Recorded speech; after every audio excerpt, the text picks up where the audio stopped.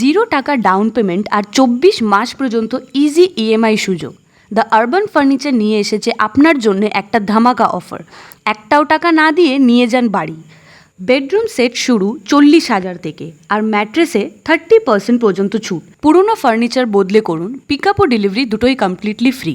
আন্ডাল, বেনাচিটি, রানীগঞ্জ আর B1 Phuljhore মোড় showroom খোলা রয়েছে।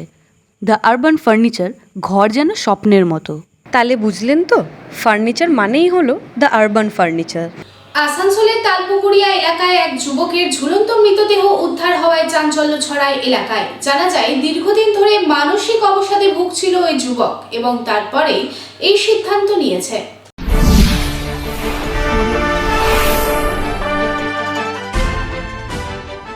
বৃহস্পতিবার সন্ধ্যায় আসানসোল দক্ষিণ থানার অন্তর্গত আসানসোল পৌর নিগম এলাকার 43 নম্বর ওয়ার্ডের তালপুকুরিয়া এলাকায় এক যুবকের ঝুলন্ত মৃতদেহ উদ্ধার হওয়ায় এলাকায় চাঞ্চল্য ছড়ায়। মৃত যুবকের নাম মোহাম্মদ শাহনওয়াজ আলম, বয়স আনুমানিক 35 বছর।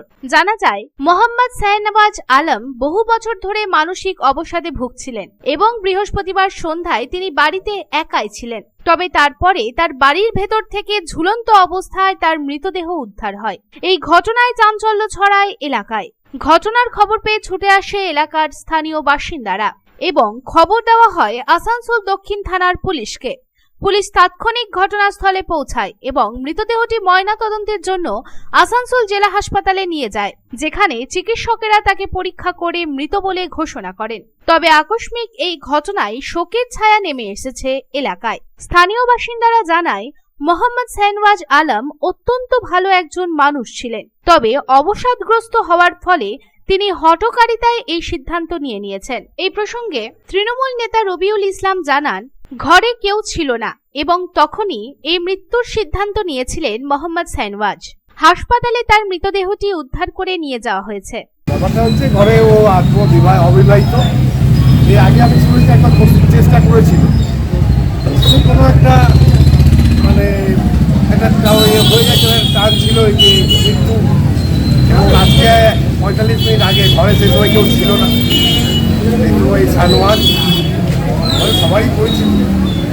এবার যাই না তার মাথার মধ্যে কী ছিল, তার মনের মধ্যে কী ছিল। আত্মহত্যা করেছে, গলায় হাতি লাগিয়ে আত্মহত্যা করেছে। আসানসোল সাউথ থানা অফিসার এসেছিল, এখানকার লোকাল ছেলেরা ছিল, কাউন্সিলারের আনন্দ ছিল। আমরা হাসপাতালে বডি নিয়ে গেছে এবং কালকে যতক্ষণ আমাদের পোস্টমর্টম হবে, পোস্টমর্টমের পর যেটা সত্য সেটা জানা। এটা দুঃখজনক ঘটনা। অপরদিকে এই প্রসঙ্গে এক স্থানীয় বাসিন্দা কি জানাচ্ছেন, আসুন শুনে নিই।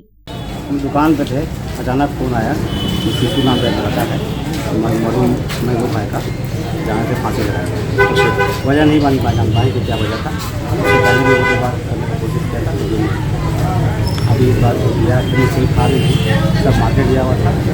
हमें खबर आया कि फांसी लगा। कितना एज था उसके? लगभग 30 से 35 साल तक नहीं था।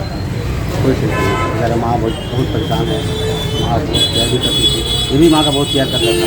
लड़का बहुत शांत स्वभाव का था, लेकिन अचानक से ऐसा क्यों किया पता नहीं। আসানসোল থেকে সন্তোষ মণ্ডলের রিপোর্ট, পাবলিক টাইমস।